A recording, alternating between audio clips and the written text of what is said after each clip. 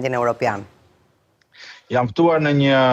program të veçantë, do të qëndroj një javë në Parlamentin Evropian, në Bruksel e Strasburg, dhe gjatë kësaj jave kam pasur takime me zyrtarët e Parlamentit Evropian, me shumë eurodeputet, por edhe nesër në Bruksel me zyrtarët e Komisionit Evropian. Çfarë i keni referuar atyre gjatë takimeve në lidhje me situatën në Shqipëri konkretisht? Po kemi folur gjërësisht për integrimin e Shqipërisë, më vjen mirë të konfirmoj që si asnjëherë më përpara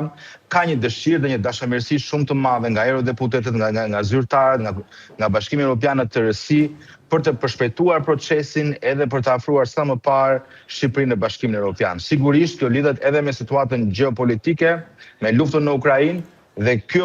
ky mandat i këtij Parlamenti Evropian është jashtëzakonisht dashamirës për të afruar Shqipërinë sa më shpejt në Bashkimin Evropian. Por, në bisedat që kam pasur me shumë eurodeputet dhe zyrtar, ka një shqetësim të madh për dy çështje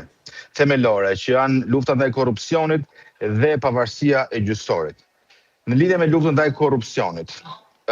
shumë prej eurodeputetëve dhe zyrtarëve të tjerë me të cilët kam folur, për ta ka qenë e papranueshme votimi kundër heqjes së imunitetit të zonjës Balluku në parlament.